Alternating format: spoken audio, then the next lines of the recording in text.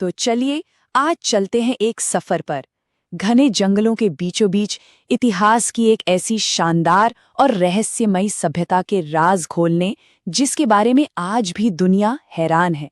माया सभ्यता।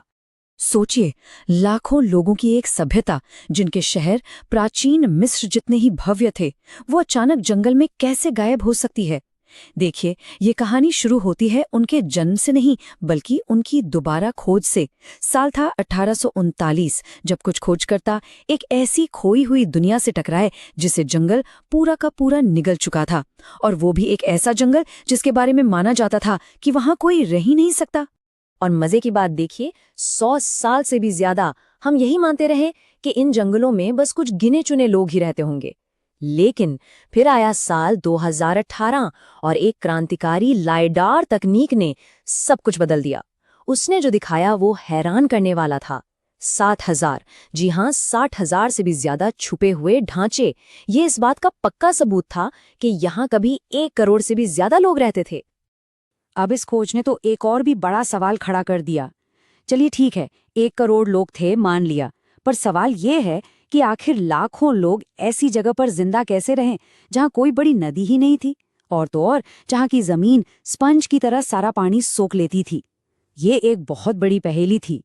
दुनिया की कोई भी महान प्राचीन सभ्यता उठाकर देख लीजिए, सबने खुद को किसी न किसी बड़ी नदी के किनारे बसाया। नील नदी, टिग्रिस, सिंधु, है ना? लेकिन माया लोगों ने, उन्होंने एक ऐसा माहौल चुना जो अविश्वसनीय रूप से मुश्किल था, एक नदी विहीन जंगल। तो फिर वो जिंदा कैसे रहे? क्योंकि उन्हें मिल गई थी एक पवित्र जीवन रेखा, सीनोड्स। ये जमीन में बने कुदरती गड्ढे होते हैं। माया लोग मानते थे कि ये पाताल लोक यानी शिबाल्बा के दरवाजे हैं, और यहीं से उन्हें मिलता था ताजे पानी का एक ऐसा भंडार जो कभी खत्म नहीं होता था। चलिए, पानी का जुगाड़ तो हो गया, लेकिन अब एक और बड़ी चुनौती दरवाजे पर खड़ी थी। जरा सोचिए, बिना किसी धातु के, बिना पहियों के और बिना किसी बोझा ढोने वाले जानवर के उन्होंने इतने बड़े बड़े पत्थर के शहर आखिर बनाए तो बनाए कैसे? तो उनका गुप्त हथियार क्या था? स्टील नहीं, बल्कि कुछ और। उनके पास था ऑब्सिडियन। ये ज्वालामुखी से निकला एक तरह का कुदरती शीशा है, और ये इतना इतना धारदार होता था कि आज के सर्जिकल ब्लेड भी इसके सामने कुछ नहीं है। इन्हीं औजारों से वो विशाल चूना पत्थर के टुकड़ों को मक्खन की तरह तराश लेते थे। उनकी पूरी निर्माण प्रक्रिया सिर्फ और सिर्फ इंसानी दिमाग और हिम्मत पर टिकी थी। 3 आसान से स्टेप्स थे। पहला, ऑब्सिडियन के औजारों से पत्थर को तराशना। दूसरा, लकड़ी के लट्ठों और सर पर पट्टियों, जिसे मेगापाल कहते थे, का इस्तेमाल करके टन वजनी पत्थरों को खींचना। और तीसरा, चूना पत्थर को जलाकर एक ऐसा मजबूत सीमेंट बनाना जो खुद पत्थर से भी ज्यादा मजबूत था। कमाल है ना? और उनकी प्रतिभा का एक और शानदार नमूना देखिए। उन्होंने सिर्फ ढांचे नहीं बनाए, बल्कि बोलने वाले महल बनाए। आज भी अगर चिचन इत्जा के पिरामिड के सामने खड़े होकर ताली बजाएंगे, तो जो आवाज लौट कर आएगी वो ताली की गूंज नहीं होगी, बल्कि उनके पवित्र पक्षी क्विट्सार की चहचहाहट होगी। सोचकर ही रोंगटे खड़े हो जाते हैं। उनकी ये जो कमाल की इंजीनियरिंग थी ना, उसके पीछे एक बहुत बड़ी बौद्धिक शक्ति थी। माया सभ्यता इतिहास की सिर्फ 2 ऐसी सभ्यताओं में से एक है जिसने अपने दम पर बिना किसी से सीखे शून्य यानी जीरो की खोज की थी। और इसी जीरो और अपनी 20 आधार वाली गिनती का इस्तेमाल करके उन्होंने एक ऐसा गजब का कैलेंडर बनाया जो 5125 साल के एक बहुत बड़े चक्र को ट्रैक करता था। पता है, ये वही कैलेंडर है जिसकी वजह से 2012 में दुनिया खत्म होने की अफवाह फैली थी, जबकि सच तो ये था कि वो सिर्फ उनके एक महान चक्र का अंत था, दुनिया का नहीं। तो हमने देख लिया कि वो कैसे जिंदा रहे और कैसे उन्होंने अपने शहर बनाए। लेकिन इन पहेलियों के अलावा उनके उस सुनहरे दौर में आम जिंदगी आखिर थी कैसी? देखिए, माया समाज एक ऐसा समाज था जिसमें जमीन आसमान का फर्क था।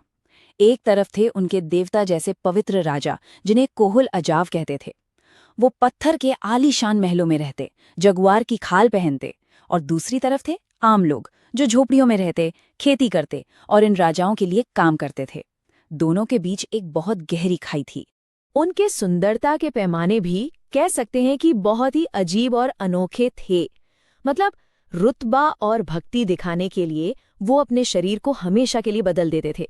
बचपन में ही तख्तों से सिर को चपटा कर दिया जाता था, आंखों के सामने मोतियों को लटकाकर भेंगापन लाया जाता था, और तो और दांतों को घिसकर नुकीला बनाया जाता था। वाकई में बहुत अलग दुनिया थी। अच्छा, उनके बाजारों में क्या होता था? वहां पैसा सचमुच पेड़ों पर उगता था। हाँ, ये कोई मजाक नहीं है। वो करेंसी के तौर पर कोको बीन्स यानी चॉकलेट के बीजों का इस्तेमाल करते थे। 10 बीजों में एक खरगोश मिल जाता तो 100 बीजों में एक गुलाम।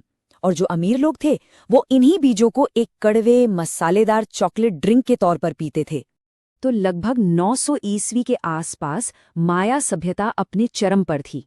ऐसा लगता था कि ये साम्राज्य हमेशा हमेशा के लिए बना रहेगा, लेकिन फिर सिर्फ एक सदी के अंदर ही उनके सारे बड़े बड़े शहर वीरान हो गए, जंगल में खो गए।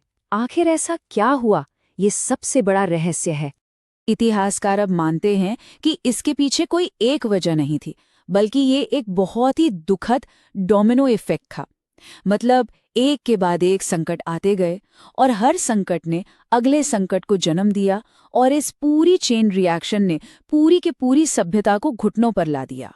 हुआ ये कि उनकी अपनी ही कामयाबी उनकी दुश्मन बन बैठी। इसे एक तरह की पारिस्थितिक आत्महत्या कह सकते हैं।